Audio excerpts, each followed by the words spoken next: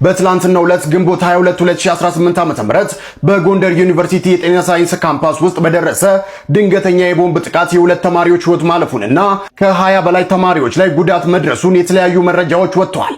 አሳዛኝ ዜና ተሰምቷል። ገና በለጋ ዕድሜው የተቀጨው ታታሪ ሹፌር ወጣት ናትናኤል የንጹሃን ስቃይ መቼ ነው የሚያበቃው? ገና በለጋ ዕድሜው ካለፍቃዱን ሕይወቱ በታጠቁ ኃይሎች እንዲቀጠፍ ተደርጓል። ከሱልልታ ልፍ ካሉ እየደነገጡ ካሁን ምን ይመጣ? አው መኪና ሙሉ ሰው ተይዞ ይከዳል። የመንገዱ ለምትገሉና ለምታግቱን እኛ ምናችሁንም አንለከን ደክመን ለፍተን ነው የምናደርገው። በ16 ጥይት ተበሳስቷል። 16 ጥይቶች የአይሱዙ ላይ ተተኩሶበታል።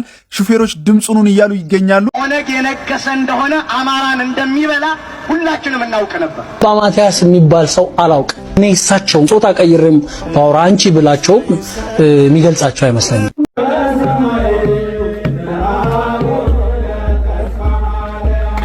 ሰላም እንዴት ናችሁ? በድጋሜ በአዳዲስ ቪዲዮ መጥቻለሁኝ። እየሰማን ያለነው ነገር እጅግ በጣም ያሳዝናል።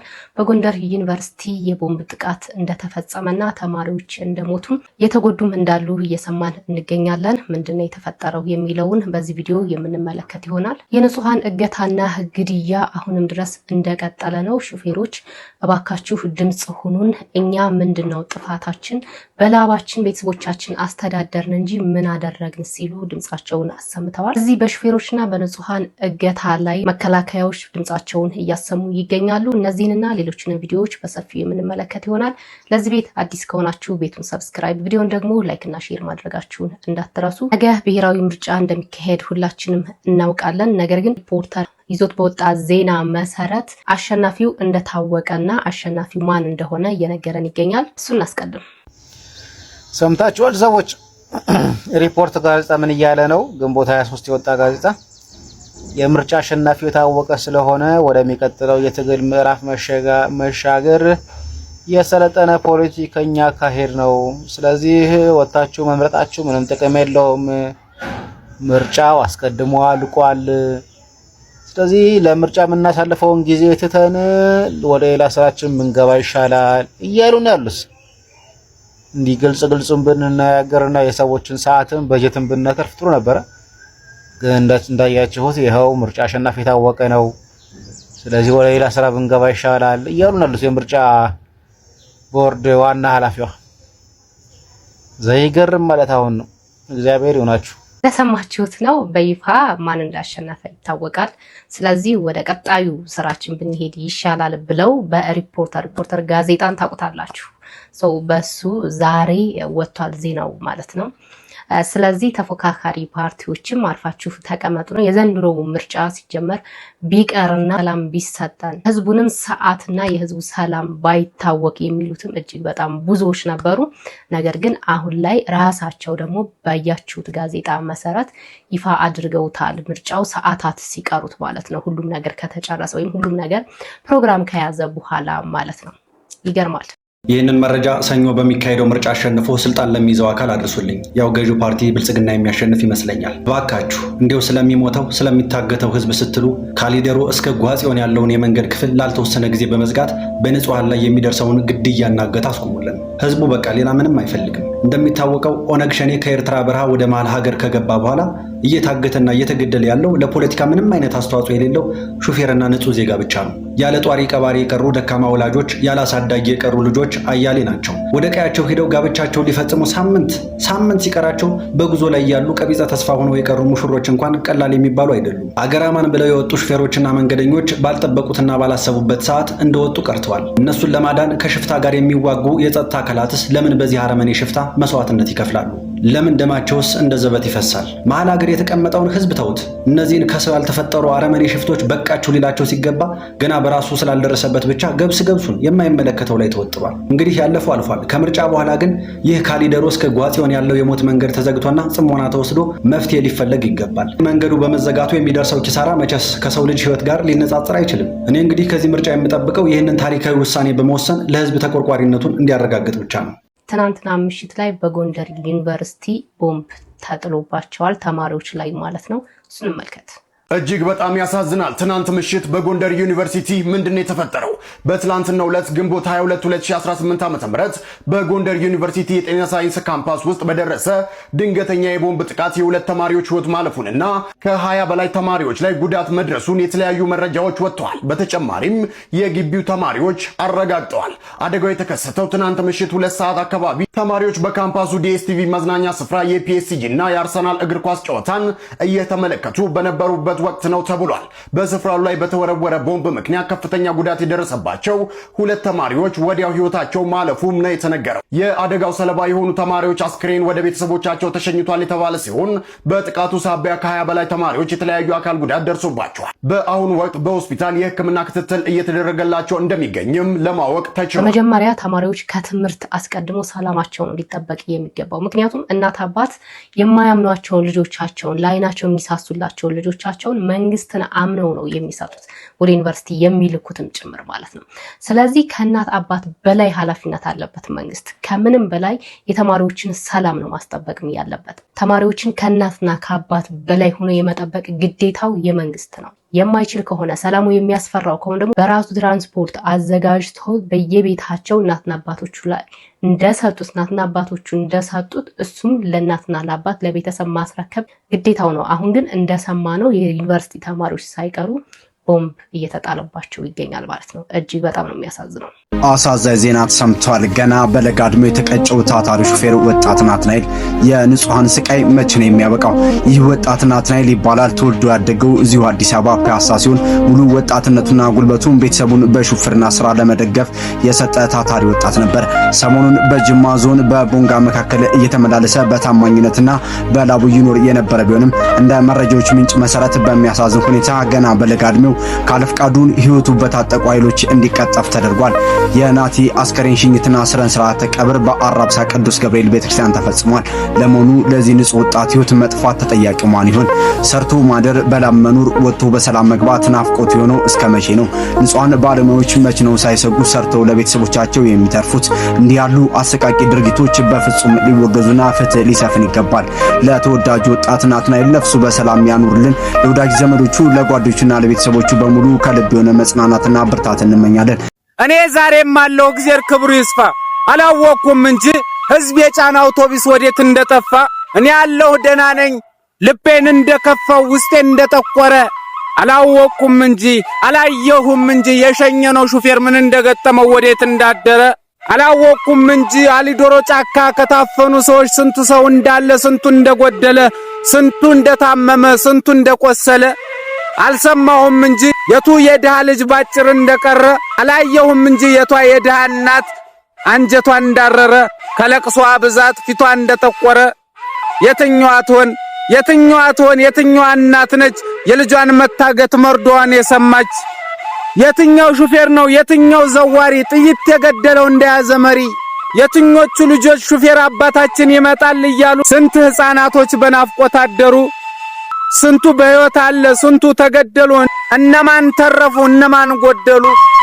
አንተ እኮ ልክ ነህ። እኔ አልወድም እንጂ ፖለቲካ ማውራት እፈራለሁ እንጂ ለተበደለ ህዝብ ድምጼን ለማሰማት።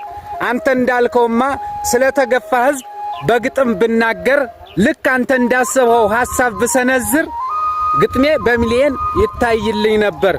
አሁን ለምሳሌ ድምጽ መሆን ብችል ከወለጋ በግፍ ለተፈናቀሉት በድሮም በድሽቃ ስለሚገደሉት ሁሌ አሊዶሮ ላይ ስለሚታገቱት ድምጽ መሆን ብችል ስለ አርሲ ኦርቶዶክስ በየምክንያቱ ቤታቸው ለሚፈርስ አሁን ማውራት ብችል መማር ለናፈቀው ስለ አማራ ወጣት ወልዳ ላልተጦረች ስለ ትግራይ እናት ደፍሬ ብናገር ደፍሬ ባወራ ጨምረው ነበር ከእስር ቤቱ ጎራ። አይደለም 4 ቀን በጣት የሚቆጠር ደቂቃም ቢቀረው በጦር ቀጠና ውስጥ ለምትኖር ሀገር ምርጫ እኮ ቅንጦት ነው። እኔ በኔ በኩል ማንን ብዬ ልመርጥ? ለማን ድምጽ ልሰጥ? ለየትኛው ፓርቲ ለየትኛው መሪ?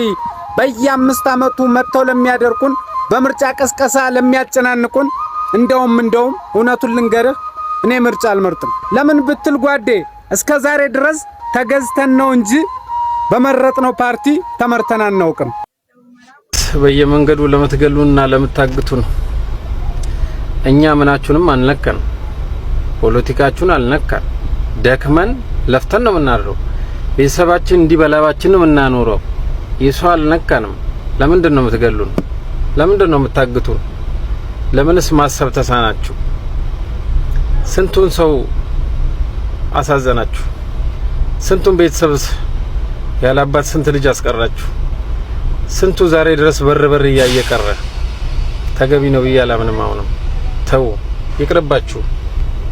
እኛ ምንም ማድረግ ባንችል ፈጣሪ አንድ ቀን ዋጋችሁን ይሰጣችኋል።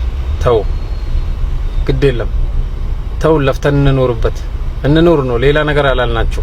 እንኑር፣ አትግደሉን። እኔ እኮ የምሬ ነው የምላችሁ። እዚህ ሀገር ላይ የሚያሳዝነኝ ነገር የሰው ልጅ በዚህ ልክ አትግደሉን እንኑርበት ከማለት ደረጃ መረሳችን በጣም ያሳዝናል፣ ያሳፍራል። የምሬ ነው የምላችሁ። ወንድማችን ከላይ እንደተናገረው አንዳንድ ሹፌሮች ወጥተው የማይመለሱበት ታይም አለ። ስንት ቤተሰቦች የሚያስተዳድሩ ስንት ነገር የሚያንቀሳቅሱ እውነት ለመናገር እነሱ በማያገባቸው ለምንድን ነው የሚገደሉት? በጣም እኮ ነው የሚያሳዝነው። የምሬ ነው የምላችሁ። ብቻ ያሳዝናል። የሰው ልጅ በጉልበት ሰርቶ የማይኖርበት ጊዜ ላይ መድረሳችን ያሳፍራል። ሰላማችሁ ይብዛልኝ። እወዳችኋለሁ።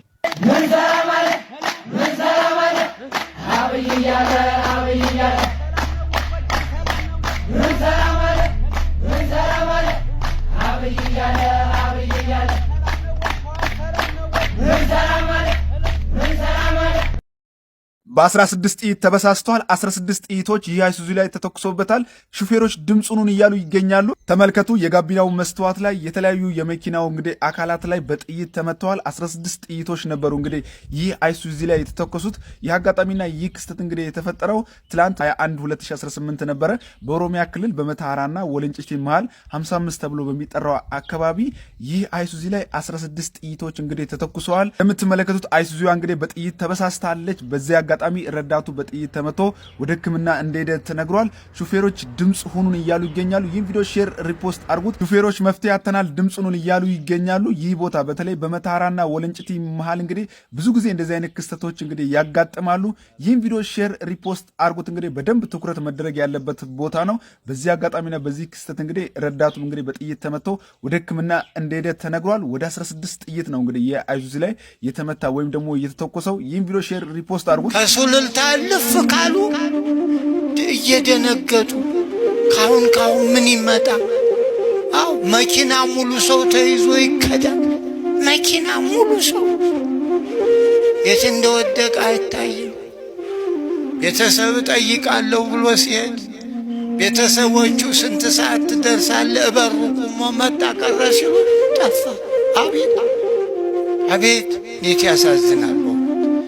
እናት አባት ቢሞት ሄዶ አይቀበል፣ ሰርግ አይሰረግ። ከዚህ በላይ ክፉ ቀን አለ? የኢትዮጵያ ሕዝቦች አብይን ምረጡ።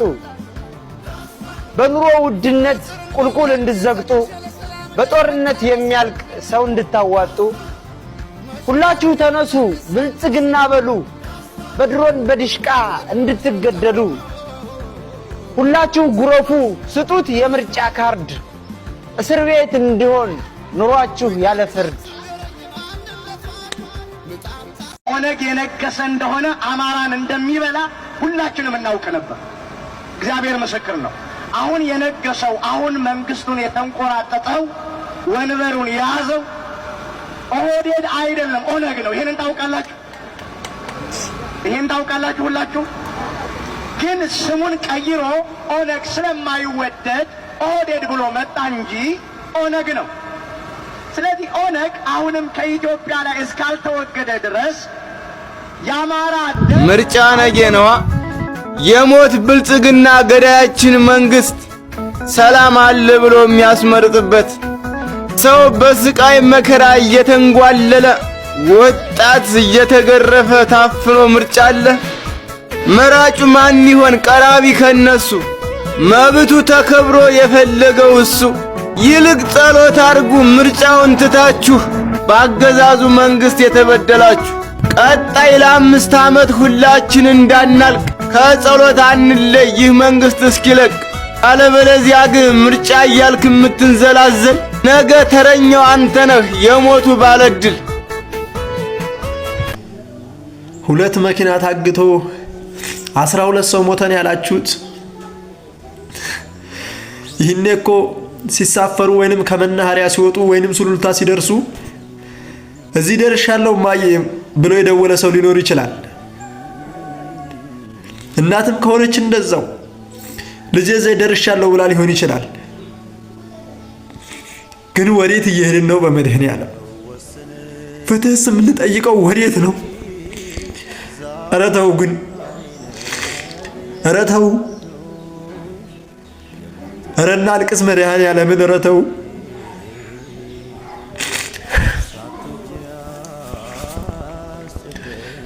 ወዴት እየሄድን ነው? የእኛስ ተራ መቼ ይሆን ግን?